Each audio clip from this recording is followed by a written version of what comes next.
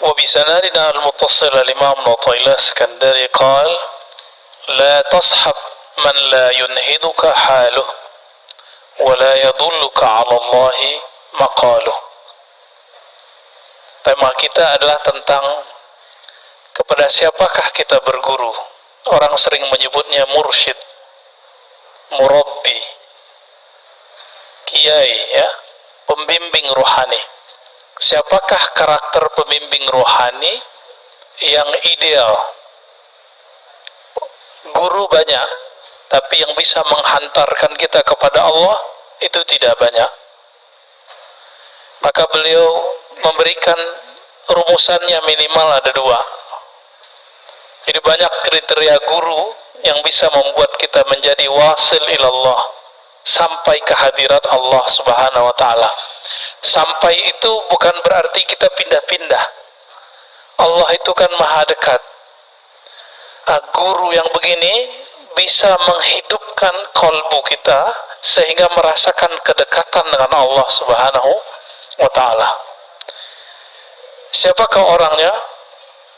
Imam Nataillah Sekandari qaddasallahu sirrahu yaqul la tashab, janganlah engkau bersuhbah, berguru yang betul-betul dijadikan sebagai panutan lahir dan batin kita.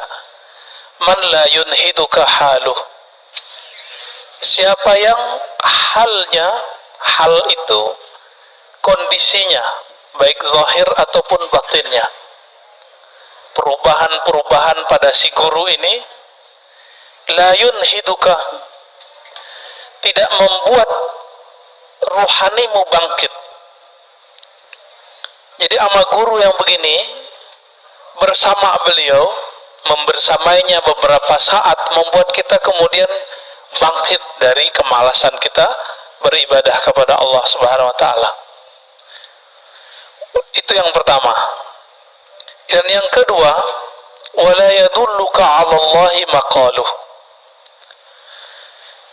Mursyid itu level syarat keduanya adalah makalnya, kalam-kalamnya, baik kalam lahirnya ataupun kalam batinnya, yadulluka 'ala Allah, menunjukkan kamu jalan kepada Allah.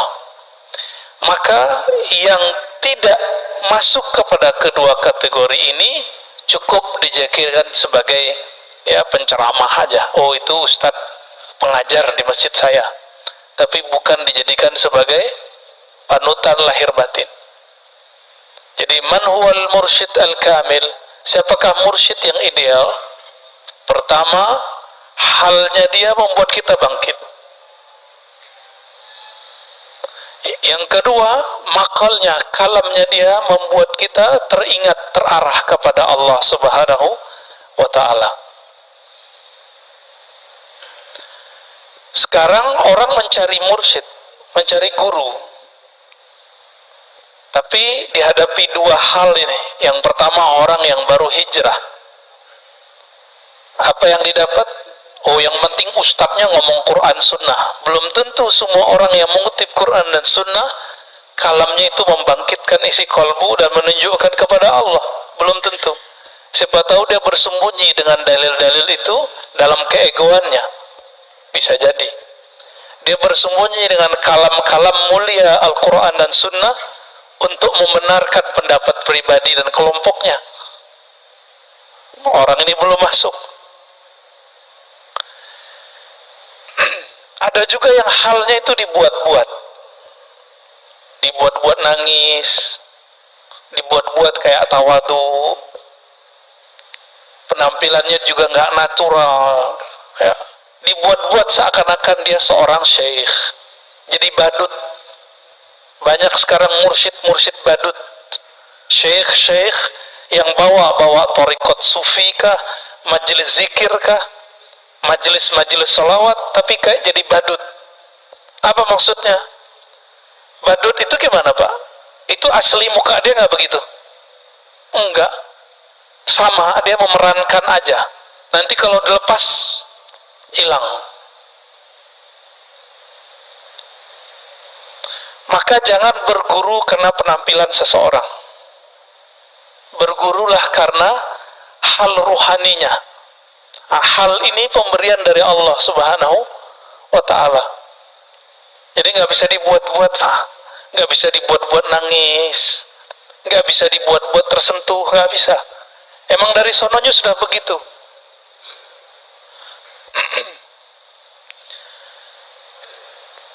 Ciri kedua tadi apa? Kalamnya menunjukkan jalan kepada Allah. Mungkin gak orang yang belum merasakan kehadiran Allah di kalbunya lalu bisa mengajak orang merasakan Allah? Mungkinkah orang belum tahu jalan ke Jogja terus ngajak kita ke Jogja? Sama-sama pakai GPS, nanti di Cilacap tersesat semua, Pak. Ini banyak kejadian-kejadian begitu. Nggak tahu jalan kepada Allah, ngajak orang kepada Allah. Ayatnya sahih, pasti sahih. Wa man ahsanu qawlan mimman da'a ilallah. Siapakah yang lebih baik daripada orang yang mengajak kepada Allah? Kalau Allahnya dia nggak ngerti.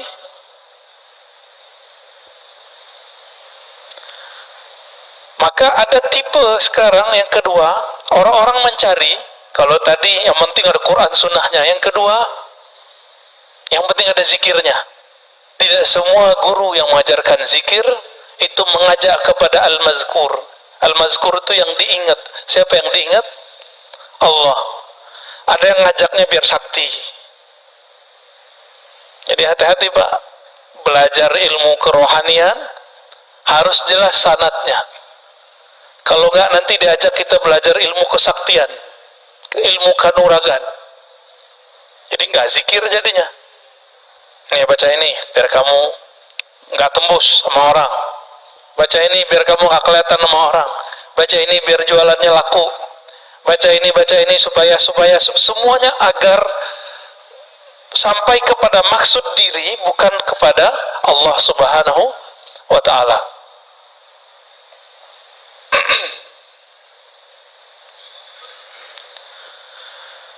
Karena banyak hari ini seperti itu, maka hati-hati saja dalam berguru, ya. Jadi apa ciri mursyid? Pertama, halnya membuat kita bangkit. Yang kedua, kalamnya mengarahkan kita kepada Allah Subhanahu wa ta'ala. Hikmah yang berikut, ya, kita nggak usah panjang-panjang di situ. Rubbama kunta musian fa'arakal ihsan suhbatuk man huwa aswa'u halan mink. Ini sudah ganti topik. Ada kalanya seseorang itu dia sebenarnya kualitasnya lagi buruk, orangnya lagi nggak bagus, amalnya tidak bagus, amalnya tidak maksimal. Tapi karena dia berteman dengan orang-orang yang lebih buruk daripadanya, atau berguru kepada orang yang di bawah standar rohaninya, fa'arakal ihsan, maka engkau merasa dirimu lebih baik ya daripada si anu gitu. Maka masih ingat gak ketika dulu ada orang yang membunuh 99 orang lalu bertambah dengan membunuh seorang ulama? Masih ingat apa pesan seorang wali? Jadi yang pertama yang dia bunuh itu ulama, itu bukan ulama wali, dia cuma ulama zahir. Sedangkan yang kedua yang dia temui itu ulama wali Allah, kalbunya. Maka kata si wali ini, jika kamu mau tobat, maka tinggalkan kampungmu. Karena kampung dia ini punya komunitas yang akhlaknya begitu semua. Jika dia balik kepada mereka, dia akan merasa biasa. Wow, di sini mah biasa bunuh orang. Disuruh dia keluar, itu maksudnya. Maka Bapak selamatkan Allah, kalau ada orang kecanduan narkoba, udah diterapi, udah di segala macam, Tapi kalau dia kembali ke komunitasnya, baik komunitas online ataupun offline-nya, nanti dia akan kembali ke masa lalunya. Jadi caranya gimana? Dia harus ganti nomor, ganti komunitas. Karena sekarang komunitas itu nggak komunitas fisik, sudah ada semua dalam genggaman handphone. Jadi harus ganti nomor itu orang. Ya, jadi kalau ada keluarganya yang kena, nggak cukup dibawa ke tempat terapi narkoba, nggak cukup. Putus komunikasi dia dengan sebelum-sebelumnya. Dia menjadi orang baru. Nah, ini yang terjadi pada zaman Bani Israel dan hadisnya sahih. Maka Imam Asy-Syarqawi mengatakan, suhbatu man huwa dunak dararun mahdun. Engkau berteman, bahkan berguru kepada orang yang lebih buruk halnya daripada kamu, dararun mahdun. Ini adalah kemudaratan murni. Li'annaha tughti anka uyubak. Karena itu membuat kamu merasa aibmu tertutupi, wa tubayyin laka kamaluk, dan membuat kamu merasa sempurna. Nah, ini bahayanya. Jadi kalau kita berteman, punya komunitas yang buruk, kita akan merasa jadi orang terbaik di antara orang yang buruk. Mau Pak? Menjadi yang terbaik di antara orang-orang yang buruk. Nauzubillah min dzalik. Maka berguru ini ada dua macam dalam kitab. Suhbatul iradah, kemudian suhbatul tabarruk. Berguru itu ada dua. Berguru kita ingin jadi muridnya, namanya suhbatul iradah. Suhbat iradah. Berguru kita pengen jadi muridnya. Kalau murid patuh nggak sama gurunya? Kalau kita punya guru di sekolah, ada tugas nggak? Ada PR nggak? Ada. Ada jam tertentu kita kemudian membangun komunikasi dengannya. Itu guru yang sudah kita jadikan sebagai suhbatul iradah. Iradah orangnya disebut murid. Apa arti murid? Murid bahasa Indonesia apa bahasa Arab, Pak? Bahasa Indonesia ya? Bukan. Murid itu bahasa Arab. Murid itu dari kitab-kitab tasawuf. Makanya aneh orang-orang hari ini, dia punya sekolah disebut murid-muridku. Tapi dia membid'ahkan tasawuf, Pak. Padahal istilah murid itu dibawa oleh ulama kita dulu dari tanah Arab, dari Gujarat, dari mana-mana, dari Samarkand, masuk ke negeri ini, mereka menjadi mursyid, jadi guru. Orang-orang yang belajar kepada beliau disebut dengan murid. Suhbatul murid. Datang Maulana Ibrahim As-Samarkandi ke Indonesia. Pertama ke Campa, kemudian ke Palembang, lalu beliau ke Makassar, terus beliau ke Tuban. Itu orang-orang yang ditemuinya itu jadi muridnya. Jadi muridnya. Maka sekarang kita lihat keturunan Arab di Indonesia minimal ada 2 gelombang besar. Pertama gelombang awal ya, tahun 1300-an, tahun 1400-an. Itu Syekh Ibrahim As-Samarkandi di Tuban. Anaknya Sunan Ampel. Ya, Sunan Ampel itu anaknya beliau. Itu bukan orang Indonesia, Pak. Orang Samarkand, lama di Gujarat, berguru di Hadramaut, keturunan Rasulullah sallallahu alaihi wasallam. Jadi yang mengislamkan negeri ini itu zuriat Nabi. Cuma sayangnya generasi kedua Hadramaut baru. Jadi boleh disebut Hadarim al-Jadidah. Kalau yang pertama Al-Qadimah.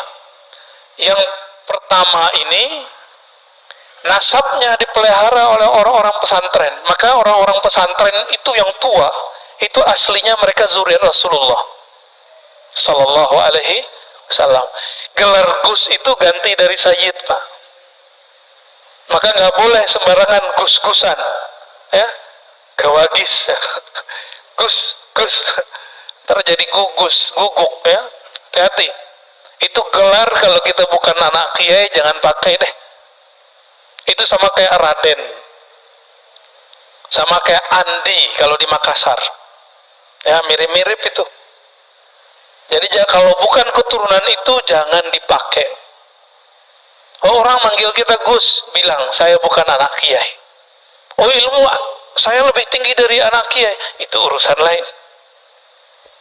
Itu urusan lain, ya. Keturunan beliau-beliau inilah yang kemudian sampai ke pendiri Nahdlatul Ulama Hadratus Syekh Hashim Asy'ari. Walaupun saya bukan orang yang hidup di komunitas itu, tapi ayah saya bilang, nama kamu dulu diambil dari nama beliau, maka nama saya belakangnya ada Hashimnya, ya. Alhamdulillah.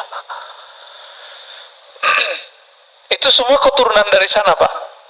Keturunan Syekh Ibrahim As-Samarqandi, ya. Nanti turunnya ke Sunan Ampel ke Sunan Bonang, terus sudah kemana-mana, baik muridnya ataupun keturunan nasabnya. Yang belakangan ini karena komunitasnya lebih kuat, ilmu sanadnya lebih kuat, ilmu nasabnya lebih bagus. Akhirnya nasabnya dijaga dalam nama Rabithah Alawiyah. Jadi kalau orang Rabithah Alawiyah ini ngerti, dia pasti tidak akan pernah mengingkari yang sebelumnya. Cuma dia akan ngomong, kami nggak bisa mengetahui nasabnya secara detail. Gitu aja ngomongnya. Jangan ingkar, Pak. Kualat nanti. Karena belum ada apa-apa, mereka sudah dahuluan generasi pertama. Ya. Jadi beliau-beliau itu semuanya adalah mursyid, guru spiritual yang membimbing murid-muridnya usul kepada Allah, sampai kepada Allah Subhanahu wa Ta'ala. Syekh Ibrahim membimbing Sunan Ampel, Sunan Ampel membimbing Sunan Bonang, Sunan Bonang bimbing Sunan Kalijaga. Cuma kan kalau cerita-cerita yang ada kan ceritanya agak aneh-aneh tentang Sunan Kalijaga ini, ya. Bercampur antara mitologi dengan fakta sejarahnya. Yang pasti mereka ada. Maka sungguh aneh kalau ada orang yang menolak keberadaan mereka. Ini nggak ngerti sejarah, udah nggak ngerti istilah, ingkar lagi, ya. Benarlah kata imam-imam kita terdahulu, apa kata mereka? Al-mar'u aduun ala ma jahil. Orang akan memusuhi apa yang dia tidak tahu. Benar, Pak, ya? Maka semakin banyak orang mengerti, semakin sedikit ingkarnya. Jadi Bapak ini, di antara jamaah ini kalau banyak ingkarnya, berarti banyak jahilnya. Pengurus banyak ingkarnya, banyak jahilnya. Itu di mana-mana tuh begitu, ya. Main komentar aja. Dikit-dikit komentar lagi. Ya. Itu tanda kasratul jahil. Banyak jahilnya daripada banyak bijaknya. Orang bijak itu bicara kalau penting. Nggak penting nggak usah bicara. Yang kedua, suhbatut tabarruk, berguru tapi ngambil berkah aja. Ini yang Bapak lakukan setiap pagi, setiap malam di sini. Ada penceramah, ngambil berkah ilmunya. Mana yang lebih tinggi? Cuma sekedar ngambil berkah atau suhbatul iradah? Kalau suhbatut tabarruk, ngambil berkah, ya sekedar berkah aja, Pak. Setiap kali Bapak Ibu, ikhwan akhwat fillah, duduk di sini, malaikat mengatakan Allahumma sholli alaih. Jadi Bapak duduk nih, itu malaikat dari tadi sampai nanti setelah kita selesai ngaji, itu berdoa, ya Allah beri dia rahmat, beri dia rahmat. Itu kalau duduk doang. Kalau ngaji gimana? Tambah lagi malaikatnya. Dan malaikat khusus, ada malaikat khusus mencari orang yang talabul ilm. Itu sayapnya dibuka. Untung nggak lihat. Kalau lihat bisa pingsan semua. Ya, bisa-bisa lari, Pak. Karena sahabat Nabi, ada yang dibukakan sesekali ke mereka, yang lari bukan beliau. Dia lagi naro onta, terus baca Quran di bawah pohon. Lagi baca Quran, malaikat turun. Ditandai dengan awan. Awan turun. Mendekat dia, nggak cuma beberapa di atas dia. Itu si onta ngapain? Gelisah-gelisah lari, Pak. Besok dia datang kepada Rasulullah dan dia katakan, wahai Rasulullah, ketika aku baca Quran di padang pasir, lalu ada satu pohon dan aku baca Quran di bawahnya, ada awan turun. Awan apakah itu? Apa kata Nabi? Itu malaikat rahmat. Malaikat yang sayang kepada orang yang membaca Quran, orang yang zikir, apalagi yang taklim. Yang taklim mereka lebih demen, Pak. Jadi malaikat itu lebih respect sama orang yang ngaji daripada orang yang zikir. Lebih senang sama orang zikir daripada orang yang tidur. Bapak tidur aja dia pasti dapat rahmat. Ya. Jadi duduk begini dia ngorok tiba-tiba. Nah, itu kan ada yang ngorok tuh ya. Itu langsung dirahmati oleh Allah dengan doa malaikat. Apalagi kalau suhbatut tabarruk, mengambil tabarruk. Jadi nanti kalau syuruk jangan sholat dulu, karena sholat itu manfaatnya cuma sendiri. Ini kan kajian ada nih tiap pagi. Jangan sok soleh Pak, jangan sok alim. Ya, wah ada syuruk nih, ngambil berkah dulu. Hadis salat syuruk itu tidak sahih. Dia cuma sampai hasan li ghairihi. Sedangkan hadis mengenai mendengarkan kalam, mendengarkan tabarruk dalam berguru, ngambil ilmu, ngaji, itu hadisnya sahih, ayatnya sangat jelas. Paham di situ? Jangan berulang-ulang lagi kita ingetin Pak ya. Kecuali Bapak mau jalan. Ya. Saya mau jalan dalam hati ngomong, minta izin kepada Rasulullah. Allahumma sholli ala Muhammad, kita jalan. Jangan berdiri-berdiri aja. Ya, itu mengganggu. Malaikat juga bingung Pak ngeliat loh. Ini majelis lebih mulia, kenapa dia pergi? Itu yang terjadi. Cuma kan kita nggak diperlihatkan oleh Allah. Coba apa dilihatin oleh Allah? Satu kali ada muridnya Imam Malik. Imam Malik ini kan ngajar di Masjid Nabawi. Mereka di sana sampai sekarang masih berlaku. Habis azan itu masih taklim, benar nggak? Habis azan masih taklim, Mbak Anak 15 menit sampai 20 menit. Kita berapa menit? Habis azan berapa menit? 10 ya. Maka kita buru-buru ya. Ini aja masih ramai Pak.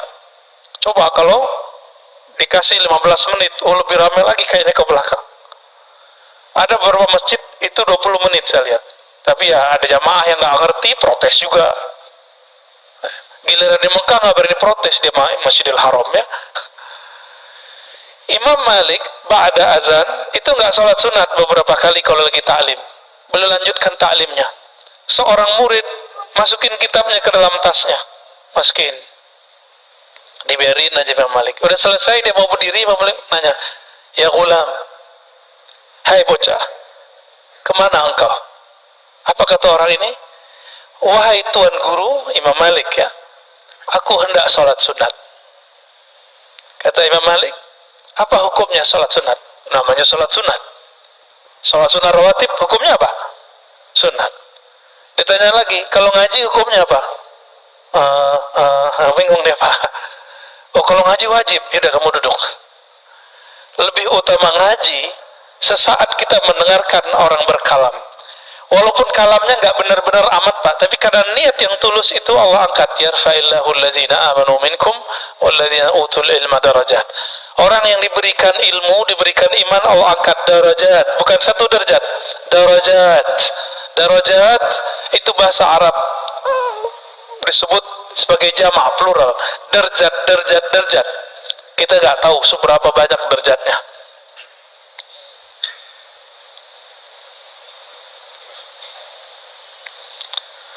Nah, kebanyakan kita baru berguru sebatas sohbatut tabarruk, berguru ngambil berkah. Bener ya? Belum ketemu kan guru yang ngasih PR zikir, paling cuma beberapa orang. Belum ketemu guru yang bilang, kamu latihan seharinya segini ya. Namanya berguru. Oh nanti muncul orang-orang yang gak mengerti bab ini terus bilang, lo gak boleh zikir pakai hitung-hitungan. Lo orang ini lagi jadi murid. Kalau lagi jadi murid, suka-suka gurunya. Coba bapak anaknya sekolah gak? Mana dalilnya? Suruh nulis satu halaman. Ada gak? Gak ada kan? Sekarang dalilnya apa? Anak sekolah yang nonton YouTube. Tontonlah YouTube dengan link ini kan. Mana dalilnya? Kenapa itu dibolehkan? Tapi giliran ahli kolbu punya murid nggak boleh menata sebuah kurikulum. Jadi kalau nanti berguru kepada ahli kolbu, ahli zikir, pasti nanti dikasih kurikulum zikirnya. Beruntung Bapak kalau sudah punya guru begitu. Jarang Pak orang guru begitu. Ini kita lihat nih di antara Bapak, paling cuma 10% yang sudah punya guru, suhbatul iradah. Makanya kalau diam itu masih bingung mau baca apa ya. Ini bukan case di sini Pak. Case di tanah haram, haramain, Mekah Madinah. Ya. Bapak coba ingat-ingat waktu di Mekah Madinah, orang pada bengong aja ngeliatin orang lewat, bener gak? Masuk yang di depan saya banyak yang bengong tuh kalau duduk ngeliatin Ka'bah atau ngeliatin orang lalu lalang kiri kanan gak jelas. Coba kalau dia punya guru, gurunya bilang nanti kalau kamu sampai di haram bacalah zikir ini. Jadi ada pegangan dia. Tapi kalau gak punya pegangan, gak punya zikir, apa yang mau dibaca? Kira-kira begitu ya.